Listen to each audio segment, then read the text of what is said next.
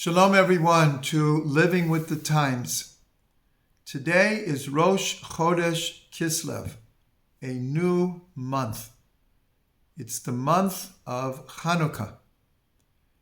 And so we want to take this opportunity to connect the energy of Rosh Chodesh Kislev to what's happening in Israel. The astrological sign of Kislev, Sagittarius, is the Kesit, the bow.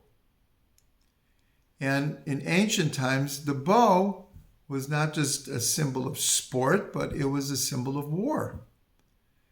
And here we have the holiday of Hanukkah, the war between the Jewish people and the Greek Empire, which was ruling over us and oppressing us. And this symbol of the Keshet, so it appears in the end of the book of Genesis, where Yaakov is getting ready to pass away, and he's blessing his sons. And he speaks to Yosef, and he says that he's giving Yosef the city of Shechem. This is where the incident with Dinah occurred. And after that incident, so the nations around Shechem wanted to attack Yaakov and his family. And Yaakov says, I'm giving you Shechem that I took from the Amori with my sword and my bow. B'charbi u'b'kashti. And Rashi tells us what it means is Yaakov had to defend himself from attack. But then he gives it a different opinion. And he says symbolically, what is the sword here and what is the bow?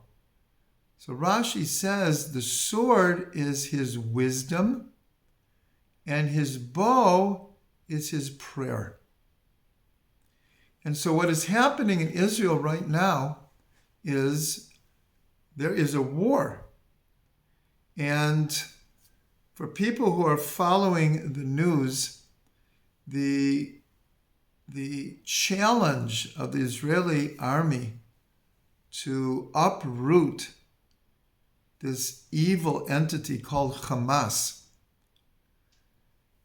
it's very, very difficult. They've embedded themselves within a civilian population and has made conventional warfare almost impossible.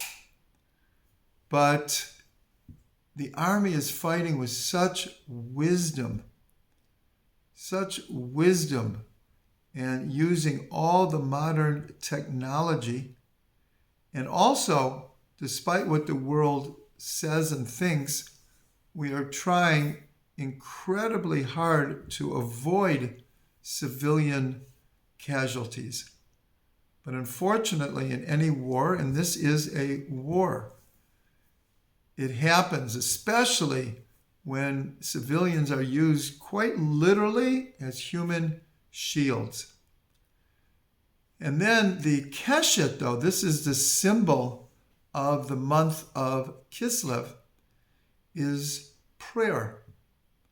And so everyone who's not in the army, there's an incredible outpouring of prayer all over the world for not just the safety of our soldiers, but we have to remind everyone we are under attack from the north, from the east, from the south, and from the west. It's quite literally a four-front war. Baruch Hashem, only one is like in full flames right now, but we're actually being attacked daily from all four sides. And so Jews have come together all over the world, And people are praying, are supporting Israel financially, politically, and spiritually. But we have to remember, this is Rosh Chodesh Kislev, and Hanukkah is coming, and this is the month of the Maccabees. This is the month of the incredible bravery of the Maccabees to take on the Greek Empire, which at the time was the greatest empire that the world had ever seen. And little Israel could not take the oppression anymore. Mattatyahu drew the line and said, no more. And against incredible odds, the Maccabees were able to win the war. And anytime you talk about Hanukkah, we talk about light and darkness. Hanukkah comes, of course, in the longest nights of the year, the most darkness. And Hanukkah represents light, represents hope and redemption, spirituality, and Jewish identity. And of course, we light the candles in the window or outside, and it's called Persumi Nisa. We advertise the miracle. And right now, the world needs light. For a whole generation now, we've lived under the cloud, the threat of terrorism, not just in Israel, everywhere. There's terrorism, and the world, for different reasons, has been afraid to really confront the source of this kind of evil. But right now, Israel has a real opportunity to be a light unto the nations. Ideally, it would have been better to do it through spiritual light. But right now, the light that we could bring to the world is the message that we don't have to be victims anymore. It's time to uproot this evil, this darkness, and not allow it to rule over us. So here is an opportunity for a replay of the story of Hanukkah. And even though the world and the media especially likes to put us in the situation or the picture of being the Goliath and the Palestinians as the David, anyone who looks at a map and sees little tiny Israel surrounded by 20 Arab nations and 1 billion Muslims. So who is the David and who is the Goliath? And so this is a replay of the story of Hanukkah. And just like then, there were miracles, there will be miracles here also. And just like the Maccabees were able to defeat all those forces in the world, just listen to the United Nations. And despite the barbaric attack in Israel, Israel's being blamed for everything.